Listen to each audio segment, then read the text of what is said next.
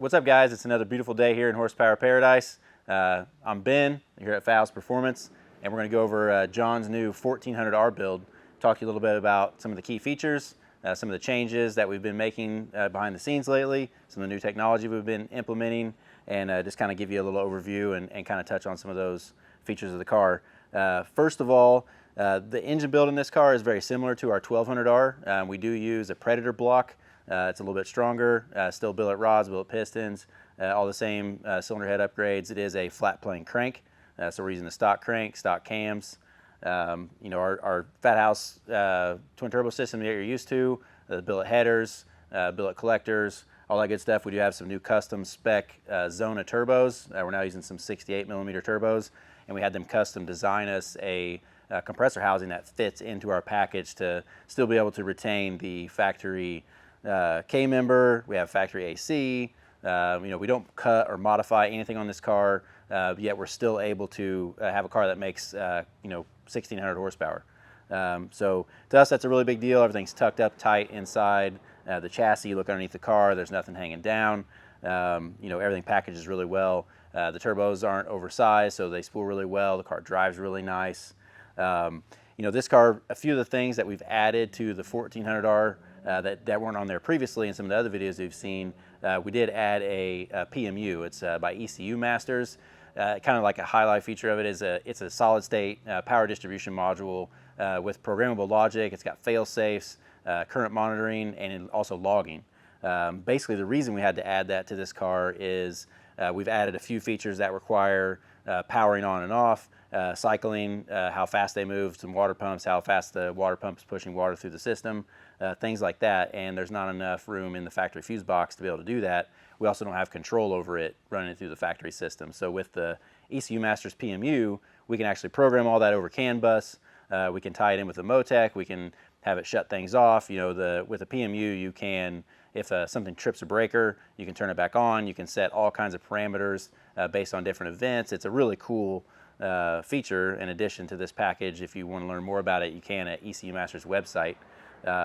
And like I said, one of the reasons we put that on here is because we're running a new brushless water pump. And the reason we're running that is because we have our new billet intake manifold with an intercooler built into it. So we designed this to fit underneath the factory strut bar. It's got the power capability that will support over 1600 horsepower. It's a very tight, compact package that mounts right on top of the engine. We use a upgraded GT350 style heat exchanger that bolts right in the car. You'll notice in the front of this car, there's no big air-to-air intercooler. You know, typically on a car like this, we would run a 4.5 to 6 inch thick intercooler core, and that's all in front of your radiator. So, you know, you're driving around, that's, you know, impeding airflow to your radiator. So this system eliminates the need for that. Uses a very thin heat exchanger, which works very well to pull air through the radiator in the heat exchanger, so you don't really have, you know, that big air block in the front. It also allows you to give all the factory air ducting can stay. There's no piping that runs up through the bumpers, anything like that. The piping's very short. You can see under the hood here how everything kind of goes through.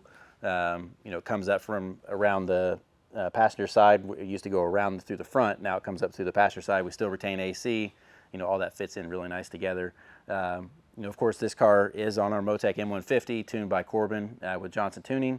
You know, as usual, he's knocking that out of the park on these cars with boost by gear, traction control, you know, all the engine fail safes. We've got power by drive mode.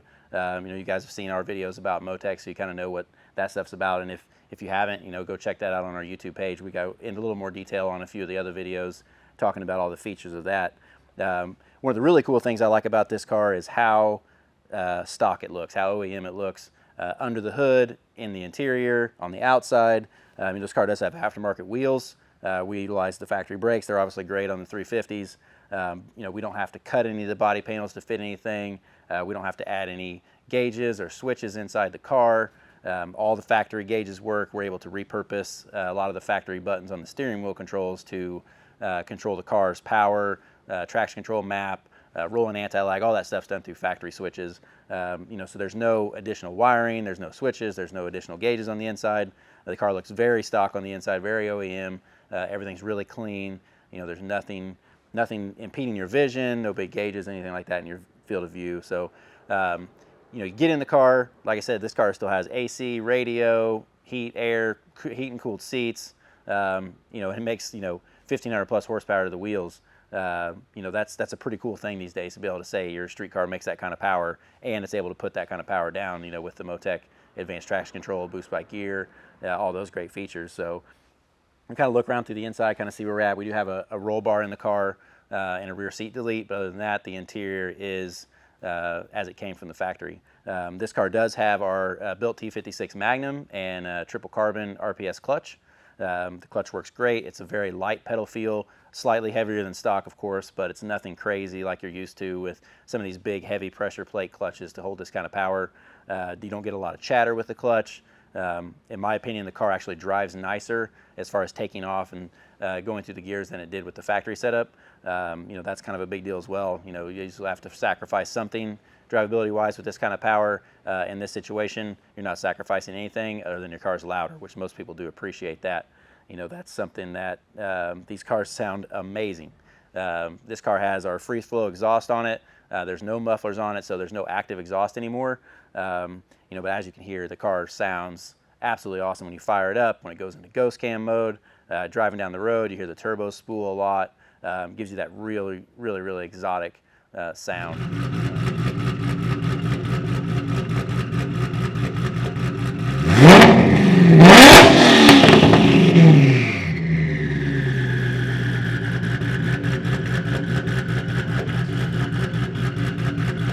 Other than that, we do upgrade the ignition. It's got GT500 coils on it. This car does have our billet package, so it has billet coil covers, billet valve covers as well. Of course, the billet intake manifold. That kind of rounds off everything under the hood, as well as our new race catch can with our flat panel filter. And then we have a ice tank reservoir mounted in there so that you can run this car. This car made 1,600 horsepower on the dyno with only water in the system. You can take the lid off, drain some of that water out, fill it up with ice when you're racing it to get even cooler IATs. But I believe we only had about a 12-degree temperature rise with only using water. So if you put ice in it, obviously that's going to knock that down even lower. But it's a very efficient system, even with water. So driving around the street, you're not going to have to worry about, do I need to put ice in my car?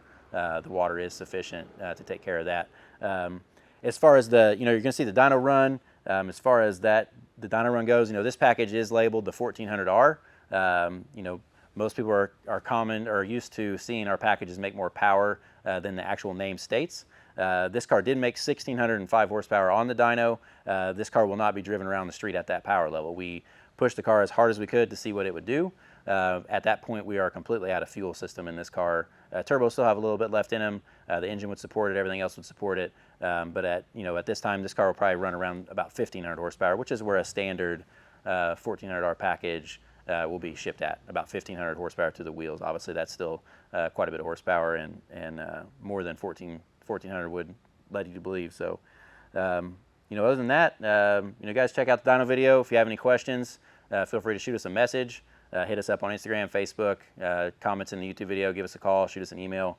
We appreciate you guys watching, and see you next time.